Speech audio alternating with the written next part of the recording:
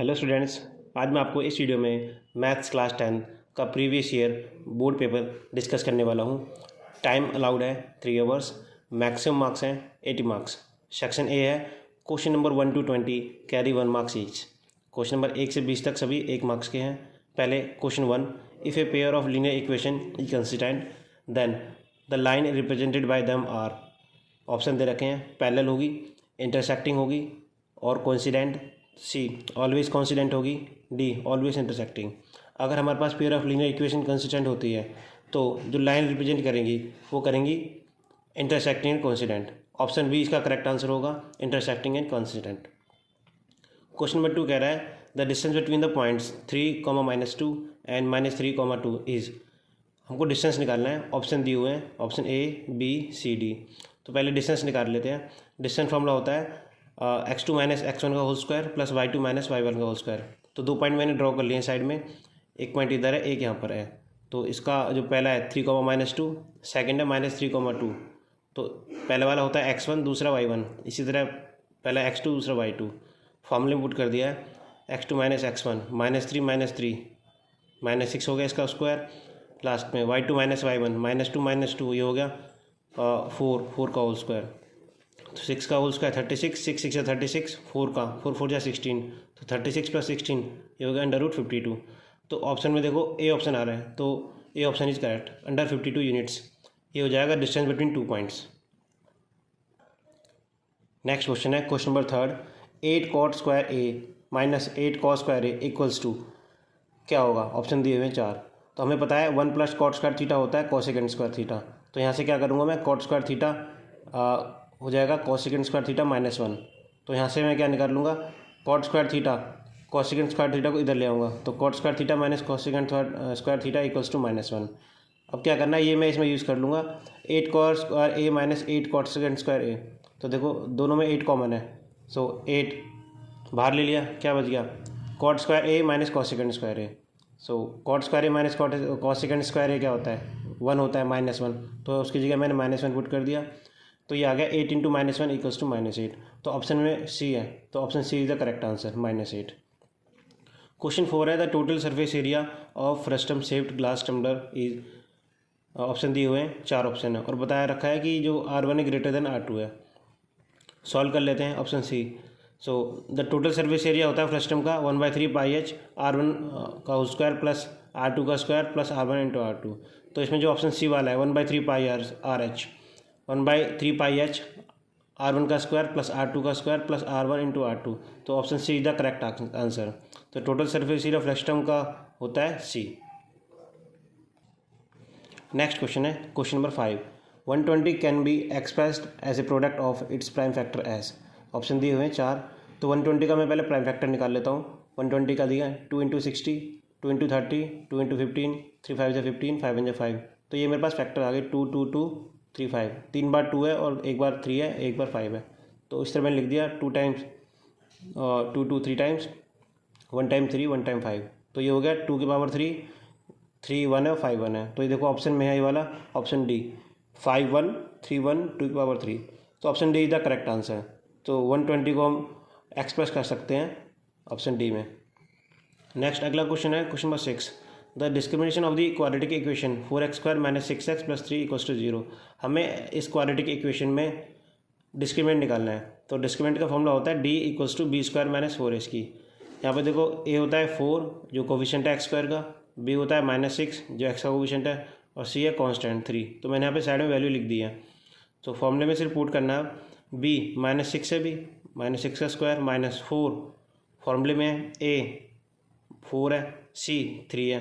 सो -6 का स्क्वायर 36 हो जाता है, -4 4 जा 16, 16 3 48। तो 36 - 48 करेंगे तो -12 आंसर आएगा। तो इसमें ऑप्शन डी ऑप्शन करेक्ट है। So option D is correct. तो जो डिस्क्रिमिनेंट होगा इस क्वाड्रेटिक इक्वेशन का वो होगा -12। नेक्स्ट क्वेश्चन है question number 7, if 3, -6 is the mid point of the line segment joining 0, 0 and x, y, then the points x, y is.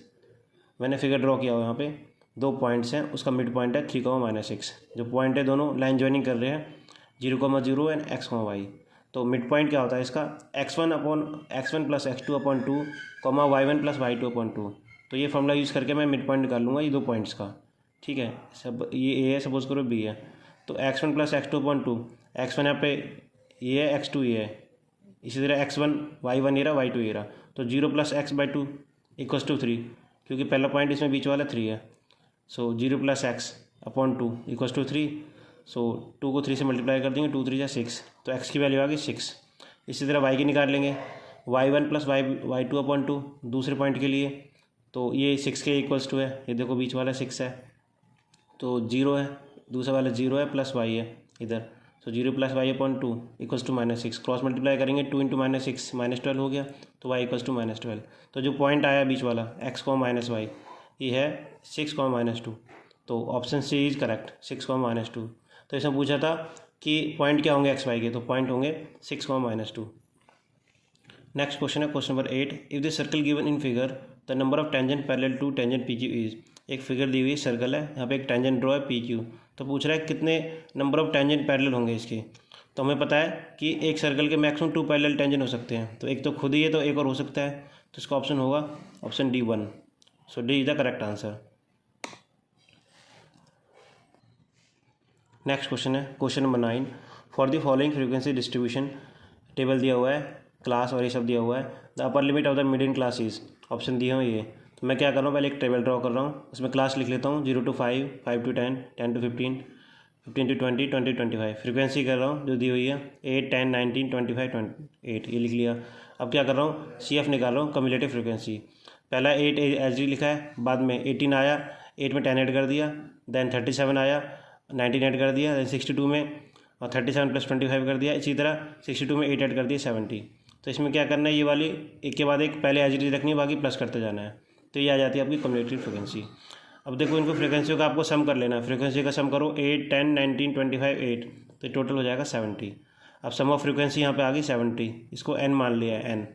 So middle observation कैसे निकालते हैं, n/2 + 1, तो n 70 आया यहाँ पे फ्रीक्वेंसी का सम करके, तो 70/2 35 होता है, +1 वो ऑब्जर्वेशन देखेंगे, तो 70/2 35 + 1 36, तो 36 ऑब्जर्वेशन देखो यहाँ पे 36 ऑब्जर्वेशन देखने हैं, ये 18 के बाद 36 यहाँ पे आएगा इधर, सो 10, 15, तो 36 observation line in the class 10 to 15, तो 10 to 15 में देखनी है अभी हमें अपर कौन सी है, क्योंकि क्वेश्चन में पूछा है the upper limit of the mid in class, तो देखो ये है लोअर 10 और 15 अपर है, so the mid in class of is 10, 15 and it's upper limit is 15, ये हो गया इसका आंसर। अगला क्वेश्चन है question number 10, the probability of an impossible event is. पूछ रहा है इम्पॉसिबल इवेंट की प्रोबेबिलिटी क्या होती है, तो हमें पता है अगर कोई इवेंट ही पॉसिबल ना हो तो उसकी प्रोबेबिलिटी 0 होगी, तो option D is the correct answer, the probability of an impossible event is 0। Next question है 11, filling the blanks in question number 11 to 15। आपको 11 to 15 में फिलिंग द ब्लैंक्स करना है। 11th क्वेश्चन है, a line intersecting a circle in 2 points is called a dash. एक line intersect करती है circle पर 2 पॉइंट में, उसको सेकेंड बोलते हैं, तो इसका आंसर होगा फिलिंग द ब्लैंक्स में सेकेंड। क्वेश्चन नंबर 12 है, if 2 is a zero of the polynomial ax² - 2x then the value of a is.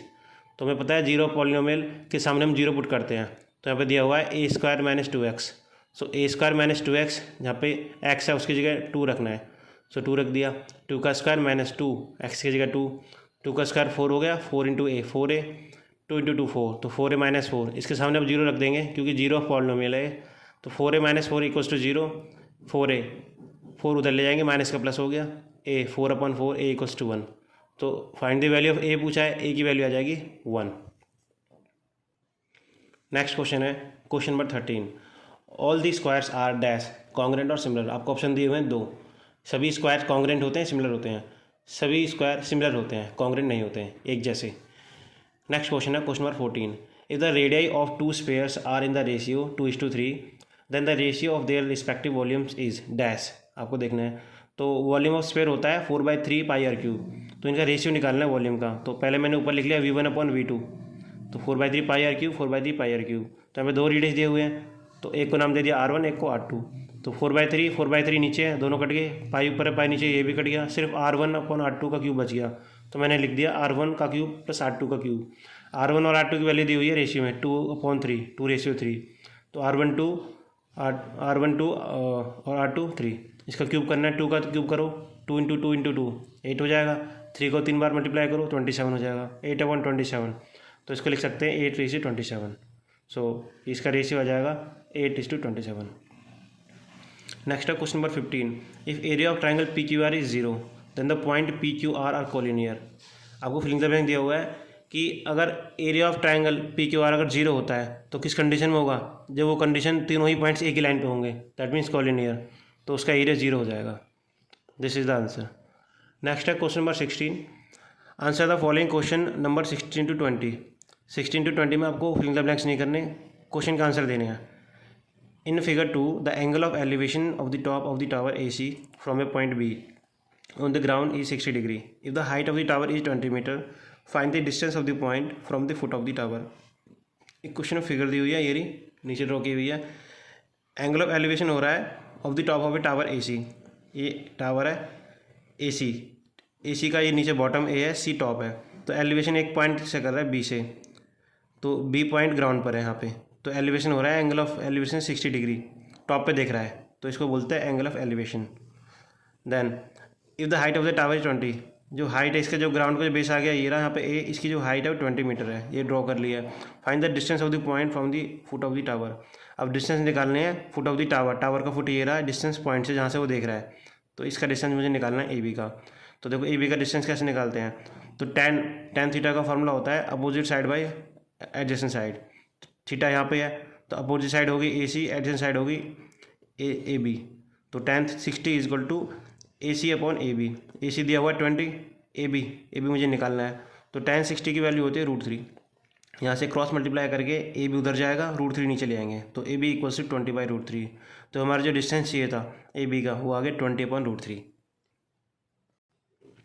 Next question है क्वेश्चन नंबर 17।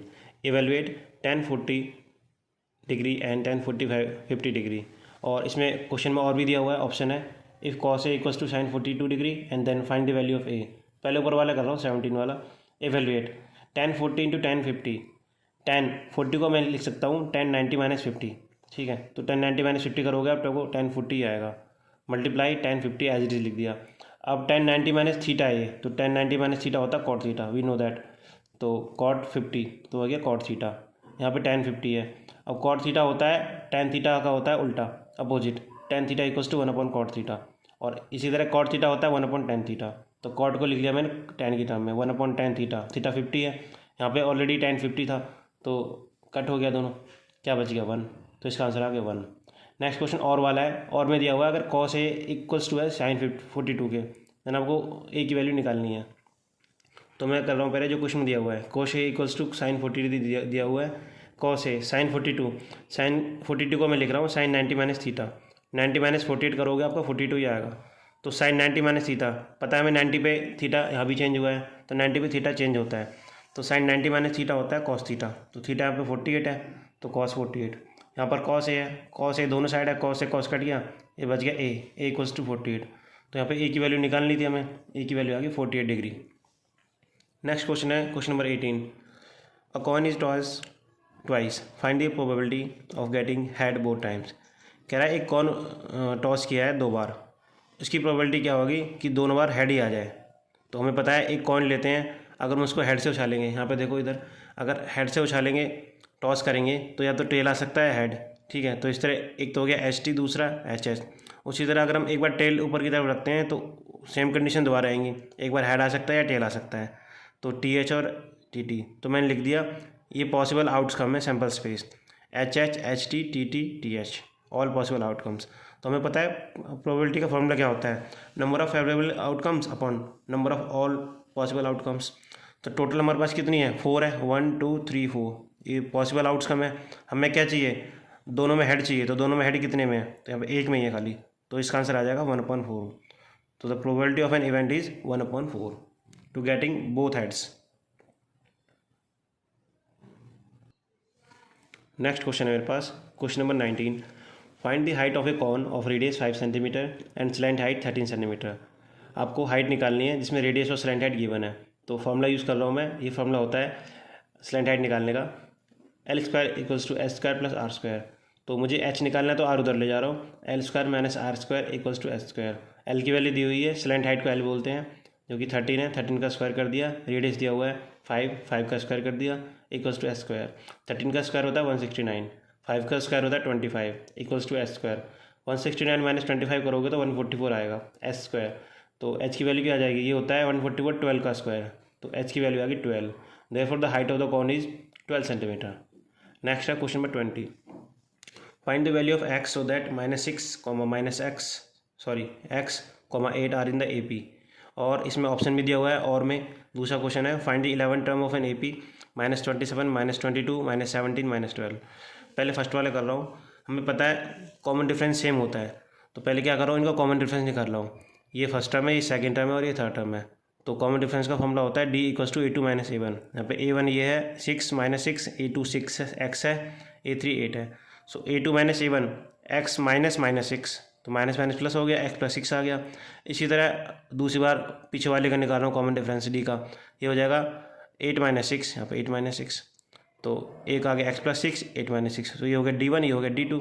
तो D1 इक्वल्स टू D2 कर रहा हूँ same, x + 6 equals to 8 - 6 x।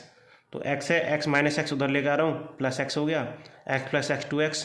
इसी तरह 8 है, -6 उधर लेके आ रहा हूँ, -6 हो गया, 8 - 6 2, तो 2x इक्वल्स टू 2, x की वैल्यू आ जाएगी 1। Therefore the value of x is 1।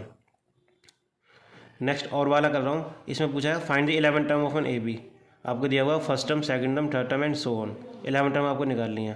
तो अपने पास फॉर्मूला होता है एन टर्म का, an equals to a + n - 1t। हमें निकालना है 11 का, तो इसमें n की जगह 11 पुट कर देंगे तो आ जाएगा आपका 10d। सो A11 होता है a + 10d। सो a होती है फर्स्ट टर्म हमारे पास गिवन है -27। d होता है कॉमन डिफरेंस, मैं यहाँ पे निकाल लिया, d equals to common difference A2 - A1। A1 ये है 27, A2 ये है, A3 ये है, तो A2 - A1 -22 -27 यहाँ पे निकाला हुआ है, -22 -27, तो माइनस माइनस प्लस हो गया, तो -22 + 27, 27 में से 22 माइनस करो 5 आएगा, तो डी की जगह पुट कर दिया 5। 27 + 10 × 5, 10 × 5 हो गया 50, 50 - 27 करेंगे तो 23 आएगा। So the 11 term of an A B is 23।